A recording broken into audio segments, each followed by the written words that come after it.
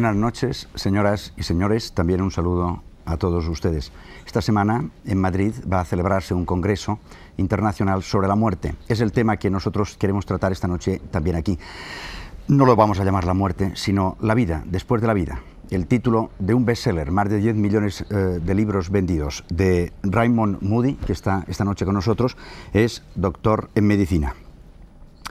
Las personas que sufrieron estas experiencias, ¿estaban vivas? ¿Estaban muertas? ¿En qué estado estaban? Con nosotros José Manuel Reverte, que es antropólogo forense. Él nos responderá a estas preguntas. ¿Qué hay después de la muerte? Evidentemente, cada uno libremente puede pensar, imaginarse lo que prefiera. Tal vez una de las posibilidades que tiene más probabilidades sería el tema de la reencarnación, aunque hay que explicarlo de muchísimas formas. Lo haremos esta noche con Francisco López, presidente de Yoga por la Paz y uno de los artífices del Congreso sobre la Muerte que se celebrará esta semana en Madrid. La muerte iniciática. ¿Esto qué es?, me preguntaba una persona que estaba bautizada. De esto hablaremos con Isidro Palacios, que es redactor jefe de la revista Más Allá. La muerte iniciática. La vida como iniciación. El camino del corazón. Es el título de un libro, finalista este año del premio Planeta. Su autor, Fernando Sánchez Dragó. Está también aquí con nosotros y con él hablaremos de estos temas. Hace unos días, serían las 8 o las 9 de la mañana, en el aeropuerto de Madrid me encontraba con una persona que también está aquí con nosotros y le recordaba que tenía que venir a hablar de la muerte y me contestó, el hombre es el único animal que muere. Respuesta hermética y casi misteriosa. José Luis Pinillos, un sabio de nuestra generación, un catedrático emérito. Y ahora, experiencias de la muerte. Nos lo cuentan en este vídeo.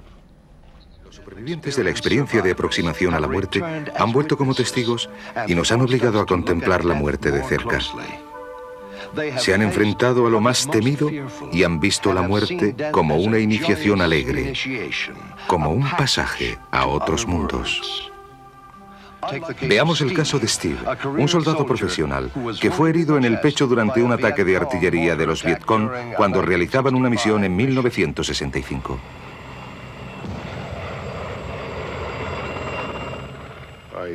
Nunca me sentí muerto. Puede que mi cuerpo físico hubiera muerto, no me preocupaba mucho. Mi espíritu estaba vivo sin duda alguna. Cuando llegué a la luz me sentí lleno de vida. Probablemente más de lo que me he sentido nunca. Simplemente quería quedarme allí. Entonces, o quizá después, me vi junto a un arroyo. Yo estaba en una orilla y mi abuelo vino y me habló desde la orilla opuesta. Me dijo que aún no me tocaba ir allí y que tenía que volver. Lo que probablemente no hubiera hecho si me hubieran dejado escoger.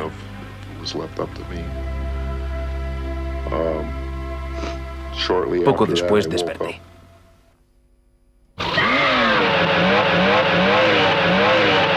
Siete años después, Luis nos cuenta su historia. Me estaba mirando a mí misma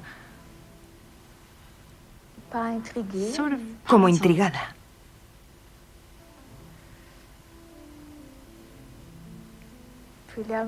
Pero entonces volví a encontrarme en mi cuerpo.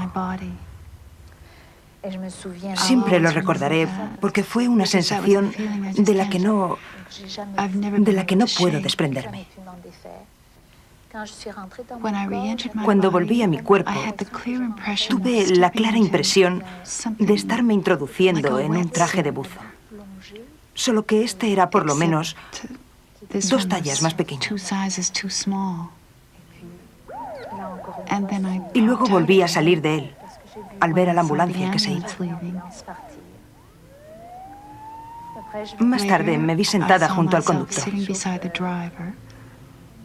E iba diciendo para mí, este chico va a tener un accidente. Va demasiado deprisa. Y no tiene por qué. No hay razón para tanta prisa. Quería tranquilizarle. Decirle, no te preocupes. Estoy bien donde estoy. No pasa nada. Y entré en un túnel, aunque es difícil de expresar en palabras. Era como una diana que se convirtió en túnel lleno de extraordinarios colores que parecían emanar del interior. Yo estaba allí. Yo era el color y el sonido. Los sonidos me atravesaban, como si yo no tuviera cuerpo, y fuera el color y el sonido que parecían no tener origen, y me movía a gran velocidad.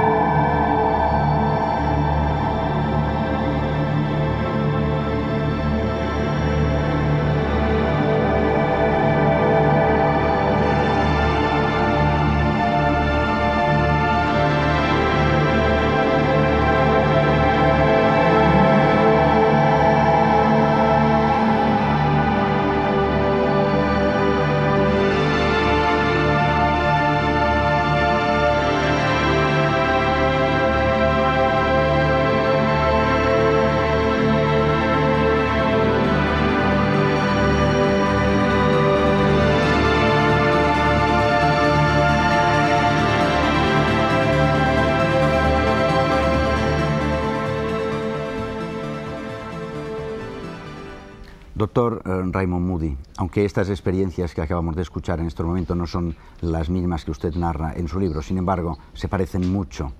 ¿Cuál es su postura frente a estas que usted narraba en el libro? ¿Qué pensaba sobre estos casos? Bien, en primer lugar, yo creo que tenemos que darnos cuenta de que estas experiencias tienen un gran efecto emocional sobre las personas a las que les ocurren. Y ciertamente parece que existe una gran similaridad de todas estas experiencias a través de todas las culturas y han sido estudiadas por médicos en culturas muy distintas que nos dicen que estas experiencias son las mismas. Yo pienso que como hombres de ciencia también tenemos que darnos cuenta de que debemos de ser muy cuidadosos en no tratar de decirle al público que estas experiencias constituyen una prueba científica de que vivimos después de la muerte, pero sin embargo yo pienso que también nos encontramos en una situación en la que el método científico, tal y como nosotros lo conocemos, quizá no es plenamente adecuado para que nosotros comprendamos estas experiencias tan complejas y lo que significan. Yo creo que realmente tenemos una situación en que las personas no pueden llamar a ningún profesional que tenga la respuesta final de todas estas cosas. Tenemos una situación en que las personas pueden decidir por sí mismos qué es lo que significan estas experiencias. Personalmente, esto ha tenido sobre mí un gran impacto y también sobre todos mis colegas médicos a través del mundo que han investigado estas historias. Usted se interesó en el tema. Usted se interesó en el tema porque había tenido algún tipo de experiencia. No me refiero a un accidente ni ese tipo de experiencia, sino alguna interior, que usted tuviese alguna duda respecto al futuro del hombre, del ser una vez muerto. Yo nací en una familia que no era realmente una familia muy religiosa. Mi padre es cirujano y no tenía ninguna práctica religiosa. Y yo supuse, cuando era niño, que cuando nos moríamos desaparecía nuestra conciencia, que era como entrar en una especie de vacío impenetrable. Y cuando yo estaba estudiando filosofía en la Universidad de Virginia, oí que un profesor de psiquiatría en esta universidad había tenido una experiencia poco corriente cuando estaba al borde de la muerte, y por lo tanto yo hablé con este hombre sobre su experiencia, y 4 años después, cuando yo enseñaba filosofía en una universidad, encontré a uno de mis propios alumnos que había tenido una experiencia idéntica. Entonces me di cuenta en ese momento de que tenía que haber algo más a todo esto, que esto era una dimensión que todavía no se había investigado de la experiencia humana. Y me ha dicho usted que estaba explicando filosofía. Desde el punto de vista filosófico, ¿cómo explicaría usted estos hechos?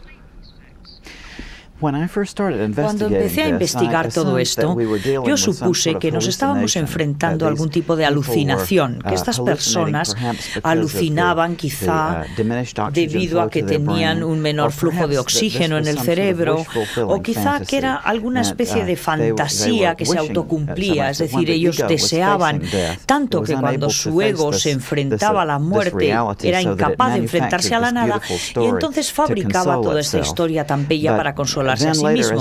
Pero más adelante, cuando entré en la escuela de medicina y tuve la oportunidad de entrevistar a estos pacientes poco tiempo después de su resucitación, llegué a una conclusión bastante distinta, y tengo que confesar con toda honradez que no hay ninguna explicación científica clara que yo sepa para estas experiencias. El doctor Reverte es antropólogo y forense. ¿Usted se ha encontrado con casos similares? He encontrado, sobre todo en las regiones indígenas en las que yo he vivido, en América, experiencias muy curiosas de indios que se han podido desdoblar. La idea que tienen ellos, pero fundamentalmente el indígena, es que tienen 2 espíritus. Uno de ellos muere, desaparece, cuando muere el individuo, y todavía queda otro mientras queda carne. Entonces ellos esperan a que descarne completamente el cadáver para enterrar los huesos en un entierro secundario, pintarlos con rojo urucú o achiote, Balavixa orellana linné, una planta tropical que precisamente tiene ese color rojo, el rojo de la sangre, de la vida, y entonces hace una fiesta. Pero muchos de los chamanes, o brujos, vamos a llamarles así, con los que yo he convivido y he tenido buena amistad, han realizado experiencias curiosísimas de desdoblamiento, y se pueden ver a sí mismos, bien tomando algunas sustancias alucinógenas o bien por una concentración, un estado de concentración especial que les permite salir de su propio cuerpo y verse a sí mismos. Inclusive muchos ese sistema o esa idea de la bilocación realmente la practican. O sea que yo me he llevado muchas sorpresas con la vida de los indígenas. Estas experiencias no las he visto en personas moribundas, y he tenido que atender casos de moribundos, pero ninguno de ellos me ha hablado de esto. Pero si usted tuviera que comparar la situación en la que se encuentran voluntariamente estos indios de los que estaba hablando y estos otros que, habiendo sufrido un accidente o estando en una situación de coma o de estado último ya de gravedad, se encuentran en unos síntomas similares, unas explicaciones idénticas. Bueno, una de ellas es precisamente la característica de verse a sí mismo, de salir de su propio cuerpo. Las experiencias de la NDE, como llaman los ingleses o americanos, es lo que podríamos decir muerte, casi muerte, ¿no? Experiencias cercanas a la muerte, es en realidad una zona en la que no es lo mismo unos grupos que otros, cada uno tiene sus ideas en ese sentido, pero las fundamentales características son, una de ellas es el ruido que se oye, después de eso es una especie de sensación de que se desaparece o se desdobla de la persona, y eso lo tienen los indígenas. Después de eso es la penetración por un túnel, la aparición de una luz viva hacia que ellos se dirigen. Esa luz les habla, además se encuentran con personas de su familia o conocidos que han tenido anteriormente. Mientras les suceden estas cosas que usted está narrando, se les ha dado por muertos, realmente. Efectivamente. En algunos casos. Sí. ¿Cuándo una persona está muerta? Usted que es forense. Nosotros tenemos como características para determinar la muerte de un individuo la paralización de la respiración, la paralización de la circulación y el silencio bioeléctrico del cerebro. De manera que esos 3 elementos fundamentales. Pero claro, no siempre tenemos un electroencefalograma para poder detectar todo eso. Entonces hay otra serie de signos externos del cadáver, como son el enfriamiento progresivo. Un cadáver actúa exactamente igual que un cilindro. Se va enfriando paulatinamente por la parte externa hasta llegar a la parte interna. primero las manos o los pies, después va siguiendo por ese orden hasta el interior, y a las 24 horas todavía queda calor en un cadáver en los órganos internos. Aparte de eso también es la depresión del globo ocular, queda flácido. Además también hay una característica muy interesante, como es que el pH sanguíneo normal suele ser neutro o alcalino en el cuerpo humano, y en cambio cuando el individuo muere, a los pocos, casi a la media hora, ya hay un cambio, una alteración del pH, y hay una acidez. Y por medio de una técnica que es colocar un papel de tornasol debajo del párpado, se puede ver si ese papel de tornasol vira hacia la línea ácida, y entonces si hay acidez es que el individuo está muerto. O también la elasticidad de los tejidos. Si usted coge un tejido de una persona viva y coge un pellizco, al poco tiempo lo suelta, la piel vuelve a su posición primitiva. Si usted coge un cadáver, un pellizco, y quita los dedos, ese pellizco queda ahí. Si inyecta usted un centímetro cúbico de éter, por ejemplo, dentro de la piel de una persona muerta, sale por el orificio que ha puesto la aguja, sale el éter rechazado por el cuerpo. Sí. Si es en un vivo, en cambio, se difunde totalmente. O sea, hay una serie de pruebas muy características. Francisco López, entre las personas que han padecido esas experiencias o las han sufrido, hablan siempre de un estado de paz, de tranquilidad, de no desear retornar. Es muy parecido a lo que sucede cuando una persona hace yoga profundamente y lo sabe hacer. Los yogis han conocido y han descrito estados que podríamos llamar astrales, que son distintos del estado de vigilia habitual. Ahí puedes meter lo que ocurre en estas experiencias próximas a la muerte, puedes incluir los sueños, el trance, las visiones. Una gran parte de nuestra vida tiene lugar fuera de la experiencia común de vigilia. Y estas otras experiencias, que globalmente puedes llamar astrales, son de distinta naturaleza. Los yogis han definido muchas de ellas en distintos estados, y sobre todo una de ellas, que sería la plenitud, que es lo que denominan samadhi, que es cuando incluso estas experiencias se funden.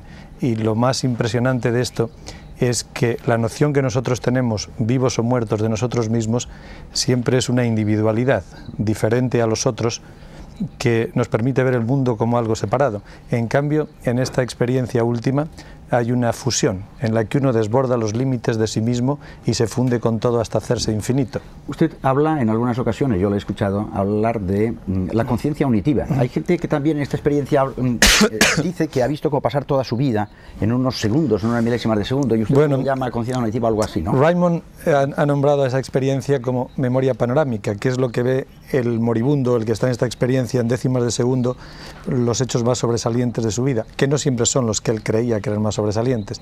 Pero un poco más adelante podríamos decir, poniendo un poco de humor sobre el morbo del tema, que los que están más muertos, es decir, los que han profundizado más en esta experiencia, ven también este manojo de cartas con los hechos más sobresalientes de su vida, pero no lo ven como espectadores neutros, sino que perciben cuando lo están viendo lo que sintieron aquellas personas que fueron objeto de sus acciones, buenas o malas, cuando éstas estuvieron teniendo lugar.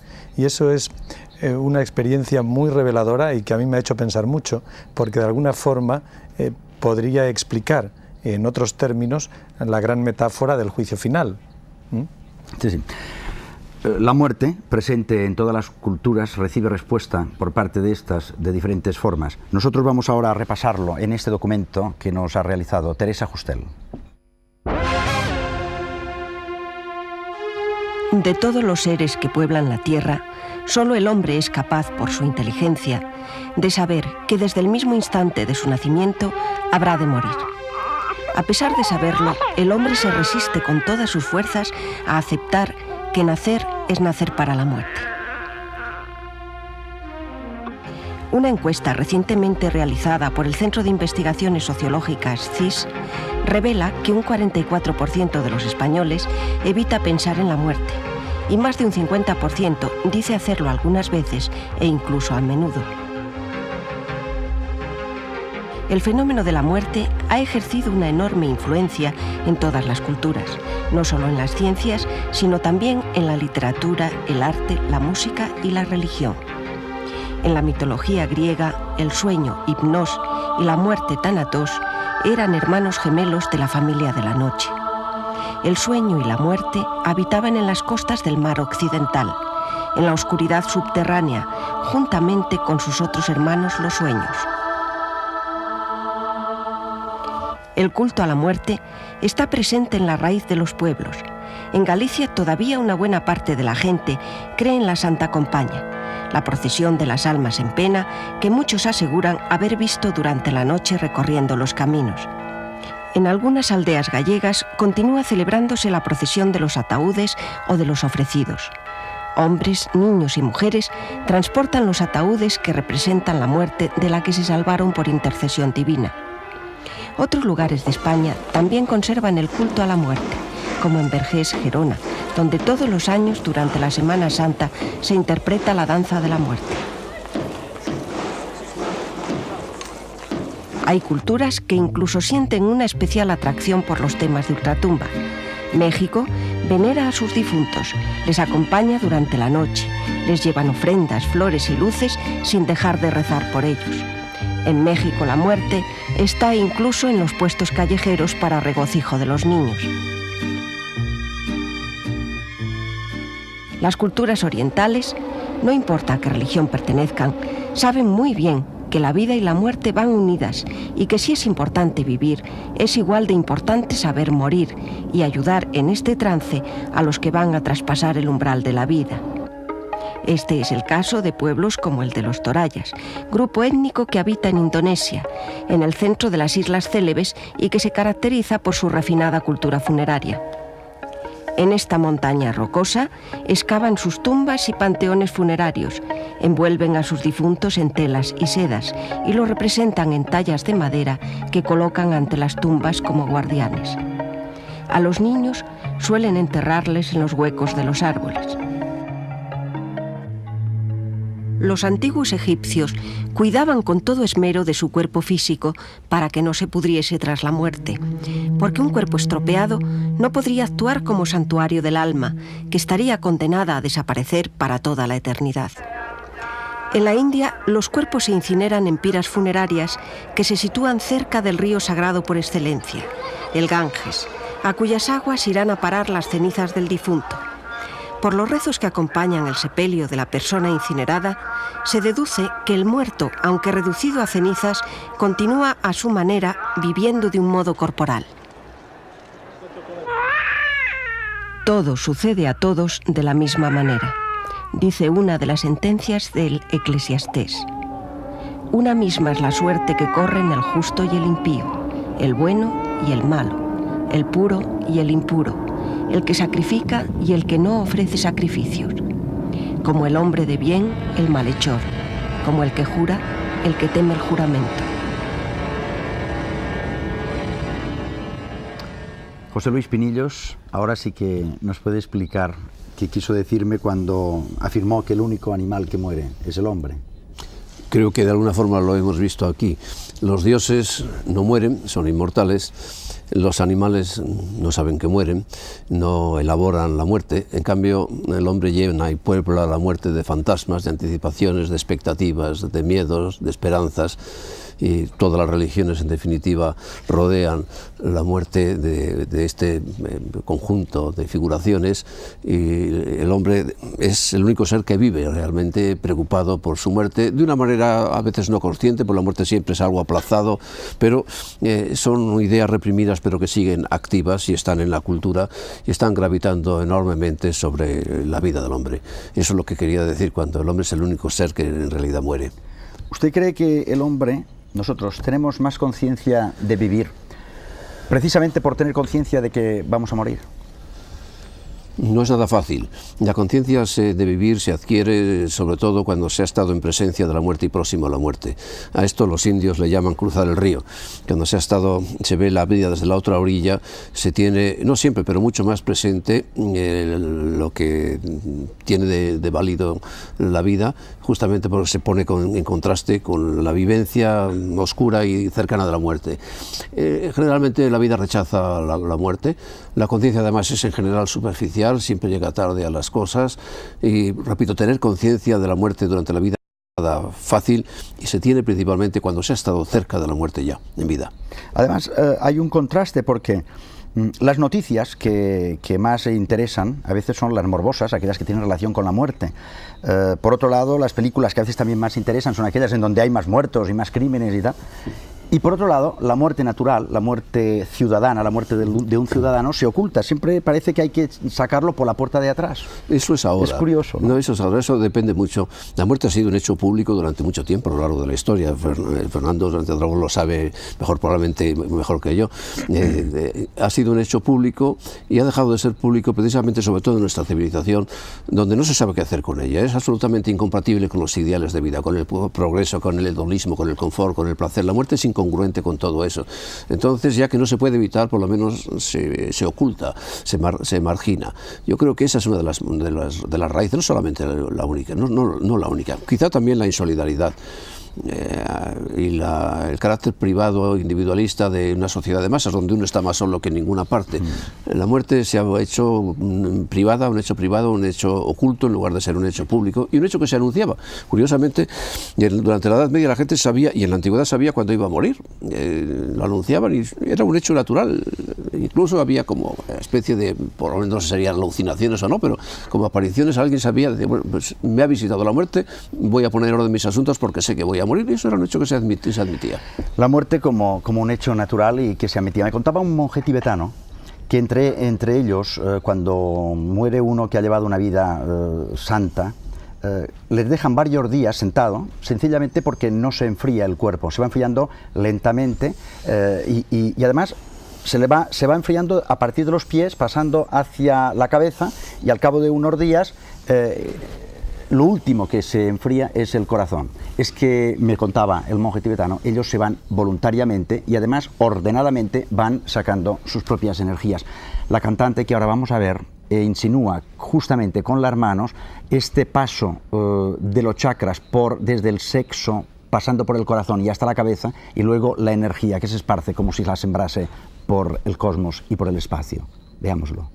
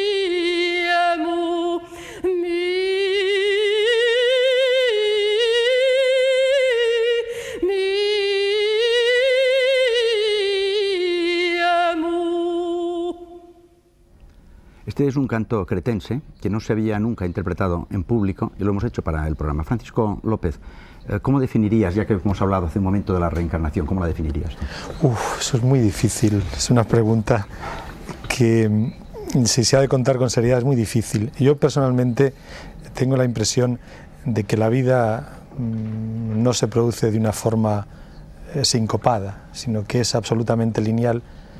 Es obvio que lleva un progreso y un proceso, y las existencias son pequeños capítulos de esta larga vida, o las vidas son pequeños capítulos de esta existencia. No me cabe la menor duda de que hay una continuidad y que las criaturas no nacemos y desaparecemos como burbujas. Ahora, si me preguntas qué es lo que se reencarna o quién se reencarna, eso es muy difícil de decir. Pero la personalidad... estaría bien que hiciésemos un esfuerzo, porque a veces cuando la gente habla de la reencarnación se imagina unas cosas que no son. Bueno, si pudiésemos decir qué es de la reencarnación, hay la idea popular de que has sido una bailarina o montaña, como dice Shirley MacLaine. Bueno, eso pertenece al folclore y a la cultura o a los sucedáneos de cultura de la masa, pero en profundidad, en filosofía pura, es un tema muy profundo. Yo tengo para mí, esto es una opinión obviamente subjetiva, que no es la personalidad, es decir, no es Fernando o no es Raymond o no es Francisco quien se reencarna, puesto la personalidad está más relacionada con las circunstancias puntuales y específicas de una existencia en particular, y estas pueden disolverse cuando desaparecen esas circunstancias, como el cuerpo es una de ellas, la familia, el entorno. Sin embargo, hay algo que permanece dentro y que continúa. Tal vez quien más se aproxima a explicarlo sea este famoso y joven biólogo Rupert Sheldrake, inglés, con sus revolucionarias teorías de lo que él llama campos morfogénicos o morfogenéticos, que serían una especie de subconsciente colectivo donde se van acumulando las experiencias de la especie y de las que, por un fenómeno que él denomina también de alguna manera, porque es muy misterioso, resonancia mórfica, cada individuo conectaría y expresaría a través de fenómenos como el instinto, por ejemplo, lo que es la sabiduría de toda esa especie o la experiencia de toda su andadura que está ahí. De alguna manera esto puede entroncar con lo que llamamos la reencarnación, que todas nuestras experiencias forman parte de un depósito común del que algo que vamos a llamar la individualidad antes que la personalidad, aunque estos siempre son términos confusos, continúa, de tal manera que cada vez sabemos más, cada vez somos más inteligentes, nuestra conciencia se abre más y nos acercamos más a ese ideal desconocido que llamamos perfección, Dios o lo que sea. Así es como yo veo esta reencarnación, como una serie sucesiva de existencias en distintos cuerpos y en distintos peregrinajes que van alimentando un trasfondo común que es la evolución. Doctor Raymond Moody, ¿estaría usted cerca de esta explicación? ¿Le gusta esta explicación sobre la reencarnación? De hecho, me gusta, sí. Y debo decir que a lo largo de los últimos años he hecho algunas investigaciones sobre una cosa que se llaman regresiones a la vida pasada, y este es un estado en el cual se colocan a las personas bajo hipnosis y se trata de llevarles a sus vidas pasadas. Yo sé que en la literatura popular la impresión sobre todos estos acontecimientos es que todos acabamos siendo Napoleón o Cleopatra, y las personas siempre informan que han tenido una vida pasada muy exótica, muy poco habitual. Pero mi experiencia, según he realizado más de 200 experiencias de este tipo bajo hipnosis de regresión a la vida pasada, la mayoría de las personas han vivido unas vidas muy corrientes, hablan de una vida muy corriente. Y con estas regresiones a la vida pasada, así como en estas experiencias cerca de la muerte, yo creo que no podemos tampoco utilizar esto como pruebas científicas per se de que exista una vida después de la muerte, pero sí encuentro que es un dilema fascinante de la naturaleza humana, o un problema, el por qué nosotros los seres humanos tenemos un nivel de nuestra mente que es capaz de elaborar estas historias tan complejas. Es decir, que esto no parece ser similar a las fantasías o a los sueños, sino que parece ser una dimensión distinta de la experiencia humana que yo he encontrado que tiende a permitir a las personas experimentar una nueva forma de identificación con los seres humanos de todas las eras. Sí. Fernando Sánchez Dragó, ya sabemos que la palabra reencarnación se puede explicar de muchísimas formas, pero realmente de lo que estamos hablando responde a muchas incógnitas respecto al futuro del hombre una vez muerto. Bueno, yo creo, exagerando un poco, que la reencarnación es una hipótesis que explica la historia universal y desde luego también la historia particular. La reencarnación con el concepto que va indisolublemente asociado a la reencarnación, que es el karma. Hace 20 años hablar en España del karma hubiera sonado a chino. Hoy día yo creo que casi todo el mundo sabe lo que es el karma. Karma es una palabra sánscrita que significa acción, y cada acción de nuestra vida presente o de nuestras vidas anteriores suscita una reacción. Es un poco una ley parecida a la de causa y efecto.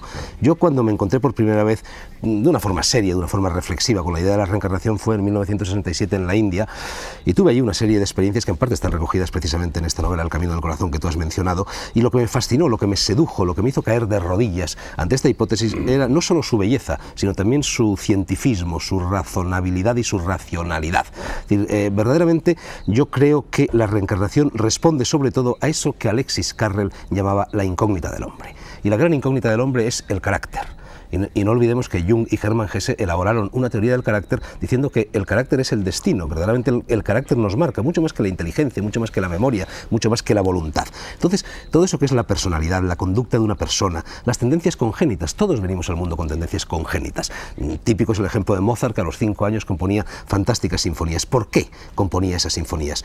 Todos pertenecemos a lo que precisamente Jung llamó un determinado tipo psicológico. Todos somos o introvertidos o extravertidos y, en fin, de la misma forma que acaba de hablar de esta polaridad, cabría hablar de otras. Al mismo tiempo, ¿por qué algunas personas son felices? ¿Por qué algunas personas son infelices? ¿Por qué algunas personas están satisfechas? ¿Por qué algunas personas están insatisfechas? ¿Cómo se producen ese tipo de afinidades selectivas por las cuales nos enamoramos de una mujer o conocemos a una persona e inmediatamente entablamos una relación de profunda amistad con ella?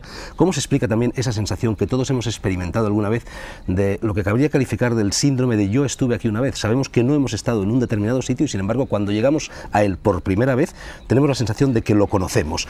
Luego el problema de los premios y los castigos, que estarían explicados precisamente por el karma. Yo creo que todas estas cosas, todas estas incógnitas se resuelven gracias a la reencarnación. La reencarnación es la piedra angular que sostiene la bóveda. Platón decía que el alma no conoce, recuerda. Y bueno, yo creo que desde este punto de vista fundamentalmente lo que explica la teoría de las reencarnaciones es la aparente injusticia del mundo en el que nos movemos, de este valle de lágrimas. Todos hemos dicho alguna vez, si Dios existe, Dios es injusto, porque hay sufrimiento, porque hay hambre, porque hay guerras, porque hay carestías, etcétera, etcétera. Bueno, pues Dios no es injusto desde esta perspectiva porque estamos pagando el peso de las acciones buenas o malas cometidas en nuestras vidas anteriores. Dios es justo en la teoría de la reencarnación. Cada pieza se ubica en su casilla. Francisco López está sonriendo porque quiere decir que estás de acuerdo. No, yo me sonrío por lo bien que cuenta las cosas, Fernando. ¿Tú crees que tiene una base científica? El karma. Filosófica, científica malamente, porque la ciencia es aquello que puede medirse, pesarse, analizarse, y ciertamente que la reencarnación no entra en esa categoría. Ahora, una base filosófica sí. La reencarnación se puede aproximar uno por el sentido común, desde luego a través de la ley de causa y efecto, porque es la única que razonablemente explica lo inexplicable en este universo. Es superior a otras hipótesis que se nos han brindado, eso es indudable. Creen en ella. Fíjate qué datos te voy a dar recientes que han caído en mis manos por un azar acaso no tan casual. En los Estados Unidos han hecho unas estadísticas en las que se ha demostrado que de seres pertenecientes a confesiones como católicos o protestantes cristianos que por tradición no creen en la reencarnación, sin embargo el 25% de los católicos y el 32% de los protestantes creen en la reencarnación en los Estados Unidos. Y la única manera en la que puede uno aproximarse a esto, te decía, es a través del sentido común y un poco a través de la intuición. De la intuición, de la experiencia propia. Hemos hablado de la ley del karma, premios, castigos, vidas. Claro, todo esto es un poco trágico. El dies ire y dies illa, ese día que siempre tememos, pero que llega. Lo vamos a escuchar ahora interpretar. Y quiero advertirles una cosa. El tambor que ustedes van a ver es un tambor ideado, inventado por Leonardo da Vinci, pero que nos lo han confeccionado para este programa. Fíjense en él. Dies illa, dies ire.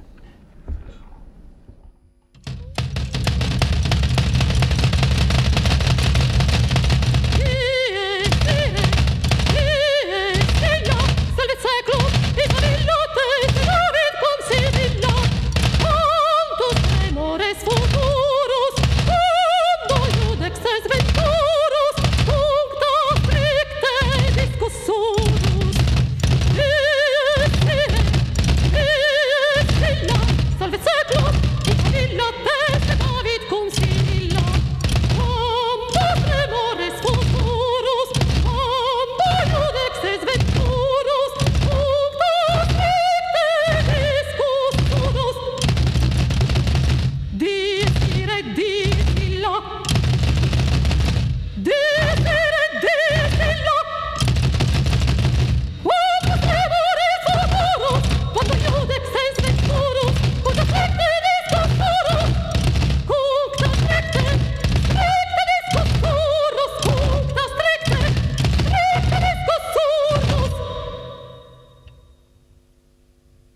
dice Mahoma que hay que morir antes que morir. Es un consejo que él da. Isidro Palacios, ¿es una forma de explicar esa muerte iniciática? Bueno, en realidad todas las religiones tienen como condición fundamental el proponer la muerte en vida para todos los seres humanos y máxime fundamentalmente para aquellos que siguen una vía dentro de cada una de las religiones. De hecho, hay un factor paradójico en esto, porque todas las religiones proponen la vida eterna, pero la vida eterna como condición a morir previamente. Cristo decía que quien quiera ganar la vida la perderá y que quien quiera perder la vida la ganará. De hecho, en el fondo, la propuesta en realidad de todas las religiones consiste en esto, incluso en su doctrina. No es necesario morir como entendemos literalmente esta expresión, sino morir cotidianamente con los actos, con las afirmaciones, con los principios que se pueden asumir. Por ejemplo, una forma de morir dentro de los aspectos morales de una religión, por ejemplo, puede ser la obediencia. Mediante la obediencia el hombre muere a sí mismo. Otra forma de morir podría ser, también propugnado en todas las religiones, la humildad, que es la negación de sí mismo. La vida y la muerte en el mundo está presente en todos los aspectos. Hay un símbolo que Mishima concretamente aludía de una forma muy concluyente. La vida puede ser aquel reducto donde nosotros, por ejemplo, estamos en este momento, en el globo terráqueo, donde respiramos y sin embargo aspiramos al cielo. Y en ese cielo no se respira, es decir, el cuerpo no puede vivir. Y sin embargo aspiramos a él. En el fondo aspiramos a un mundo, a un ámbito, a una realidad donde en realidad no podremos tener existencia corporal. De hecho, la experiencia mística consiste en el fondo en esto, en salir el alma o el espíritu del cuerpo, dejarlo inerte en la tierra y tener una experiencia estática o técnica estática, como conocemos por todas las técnicas místicas. En este reportaje de Teresa Justel vamos a hablar de esas experiencias de muertes místicas.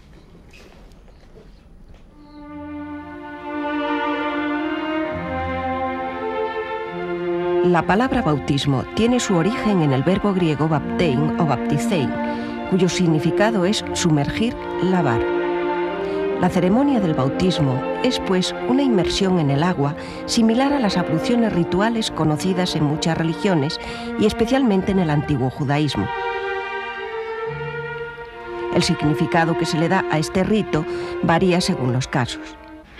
Para el orbe cristiano, el bautismo es un auténtico rito de paso, por el que el niño o el adulto muere con Jesucristo y es sepultado con él para resucitar a una nueva vida. El bautizado, antes espiritualmente muerto y aún sin nombre, deja atrás una vida imperfecta y se inicia en otra más elevada.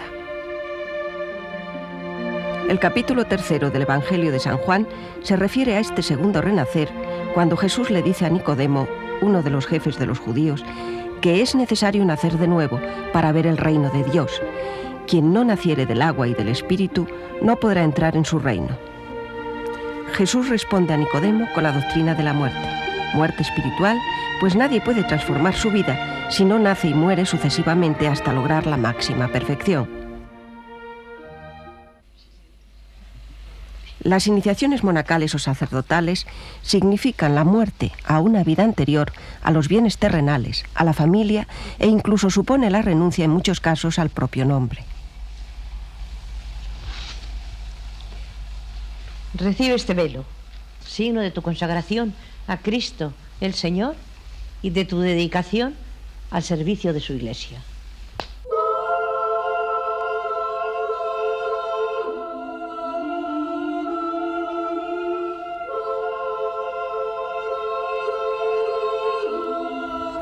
Algo parecido se podría decir en relación con el matrimonio, al que los griegos llamaban telos, que significa consagración, aunque en términos generales, y según la sociedad actual, el matrimonio haya perdido el sentido iniciático, la Iglesia Católica defiende el principio por el cual casarse significa experimentar un nuevo rito de paso, por el que dos personas individuales se convierten en una. En la doctrina cristiana del matrimonio se expone claramente que ambos esposos, después del juramento delante de Dios, comienzan una nueva vida en la que ya no podrán existir como solteros. En todos los pueblos, en todas las culturas, por primitivas que sean, se practican ceremonias de iniciación. En la religión judía se celebra el Bat Mitzvah, que significa la mayoría de edad religiosa en las niñas. Entre los quechuas, un grupo indígena del Perú, todavía se practica la ceremonia del Rutu Chicuy. Es este un rito de origen incaico en el que se corta por primera vez el pelo a una niña en presencia de sus padrinos e invitados, lo que significa su iniciación en la sociedad. La tradición asegura que es así como el hombre logra su plenitud, concibiendo la vida como una sucesión de iniciaciones constantes.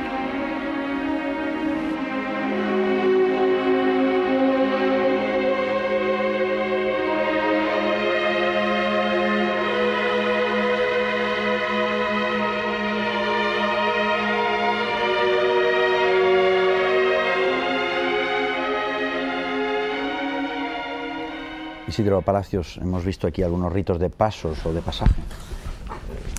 Sí, efectivamente es muy curioso porque, salvo algunos ejemplos que en realidad son islas dentro del mundo moderno, islas tradicionales, heredadas del mundo arcaico, porque en realidad todas estas cosas que hemos visto no pertenecen al mundo moderno.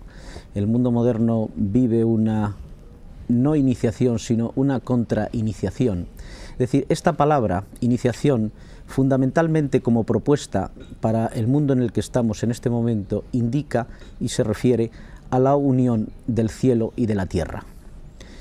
Desde el punto de vista tradicional, el hombre de la Edad de Oro consideraba y realizaba este rito de paso, es decir, esta unión del cielo y de la tierra sin necesidad de morir. Pero con la caída, cuentan todas las tradiciones, que el hombre, para realizar este rito de paso, esta comunicación entre el cielo y la tierra, esta iniciación, necesita morir. De hecho, la vida monacal, por ejemplo, que hemos apreciado aquí en estas imágenes, supone una renuncia al mundo, al propio parentesco, al propio yo incluso, y incluso no solo al yo en cuanto a entidad corpórea y psíquica, sino incluso en cuanto a su designación, se cambia el nombre, etc. El mundo moderno entiende en este sentido que para pasar de una esfera a otra basta, por ejemplo, con cumplir una edad, se pasa de la adolescencia a la madurez o se hace una persona hombre en el mundo moderno solo por el mero hecho de cumplir una edad. Esto en el mundo tradicional es inconcebible. En el mundo tradicional el asumir la condición de hombre está en función de asumir una condición cualitativa, es decir, en asumir un estado de perfección interior, mediante la realización de un acto heroico o mediante una visión, por ejemplo, espiritual. O como diría Fernando Sánchez Dragó, la vida misma convertida en iniciación, día a día, iniciándose constantemente el ser humano, ¿no es así? Bueno, yo desde este punto de vista, tengo poco que añadir a lo que ha dicho Isidro y a lo que acabamos de oír en el reportaje. Hombre, yo creo que la iniciación fundamental es la muerte. La muerte no es más que una puerta que abrimos y pasamos del mundo de lo visible, del mundo de lo tangible, del mundo de lo audible, del mundo de los sentidos al mundo de las esencias. Y desde ese punto de vista, lo que sucede como iniciación en la vida es una tentativa, ya lo ha señalado Isidro, de reproducir la muerte en la vida. En todas las religiones han codificado esta serie de ritos de pasos, eso que se llama sacramento. sacramentos. No existen solo en la religión cristiana, no existe ninguna religión que no tenga sus propios sacramentos. Ahora bien, ¿qué es lo que sucede? Sucede que la muerte es iniciática para todo el mundo. Quieras que no, quien muere se inicia para bien o para mal. Quien muere pasa del mundo, del valle de lágrimas al macrocosmos. En cambio, durante la vida evidentemente es un banco de pruebas en el cual se nos somete a una serie de, bueno, una especie de examen, hay unas pruebas que vencer y quien las vence va iniciándose y va progresando en el camino del conocimiento, en el camino del desarrollo espiritual. La mayor parte de las personas no vencen estas pruebas. Simplemente una persona que ha sido bautizada y que pierde la fe ha sido derrotada por esa prueba. Una persona que se casa y se divorcia ha sido derrotada por esta prueba. Y entonces en el camino iniciático, que debería de ser la vida, la mayor parte de las personas se quedan convertidas en esclavos del templo, como sucedía en el Antiguo Egipto. En el Antiguo Egipto, lo he contado en más de una ocasión en este tipo de programas esotéricos, cuando el catecúmeno, la persona que quería iniciarse, llegaba a la puerta del templo, se le avisaba de que si no recorría el camino hasta el final, permanecería durante el resto de sus días como esclavo de los sacerdotes. Esto es lo que sucede, yo creo, en el terreno de la vida. Quien no supera todas estas pruebas es juzgado en un juicio final, y en ese juicio final se le va a condenar a descender. No se le va a condenar a un infierno de por vida, se le va a condenar sencillamente a volver a repetir esas experiencias con el listón más bajo. Bueno, yo creo que esto es lo que se puede decir. José Luis Pinillos, ya para terminar, ¿existe para usted una razón, una posibilidad racional de que realmente existe algo después? Yo creo que el concepto de razón, la idea de razón ha cambiado muchísimo en los últimos decenios. Realmente la razón científica naturalista hasta hace 20 o 30 años, quizá algo más, era muy incompatible, muy poco compaginable con este tipo de experiencias que estamos comentando aquí, respecto de las cuales carecía de instrumentos y por lo tanto era enormemente escéptica y la rechazaba. Incluso aquí se ha hablado de la imposibilidad de que haya una evidencia científica sobre este tema. Yo creo que el momento actual de la ciencia es espléndido en el sentido de que la propia física se ha acercado al mundo de lo ultrasensible, al mundo de ese mundo del más allá que nos parecía a veces pura fábula a las personas, no sé, con una formación científica. Y también creo que se ha citado aquí el nombre de Sheldrake, hay toda una serie de físicos desde Schrödinger hasta Afra Capra y otros muchos que tratan de ver y han visto una aproximación entre la mística oriental y los conceptos fundamentales de la nueva física. Hay también otro tema que me parece importantísimo que está presente aquí en toda la conversación, la unión del individuo a una conciencia cósmica, a una conciencia unitiva que tiene un reflejo en la nueva racionalidad científica que habla de órdenes muy superiores a los órdenes materiales por un lado, mentales por otro, que los engloba a todos. Yo creo que el momento actual es espléndido y significa una apertura de la razón al mundo, no sé, teológico, al mundo religioso, al mundo de la espiritualidad y al mundo de lo ultrasensible, del más allá. Sí. Polvo eres y en polvo te vas a convertir, como en muchísimas veces hemos oído y se lee. Tal vez, después de lo que acaba de decir José Luis Pinillos, deberíamos traducirlo como esencia eres y en esencia te convertirás. Mientras les deseamos a ustedes paz y buenas noches, les dejamos con este canto Santa Mater, que es del siglo XVIII, y verán ustedes que los instrumentos que se utilizan están hechos como de unas ruedas de madera, unas tablas de madera cubiertas con pez. Buenas noches y hasta el próximo martes en la Tabla Redonda.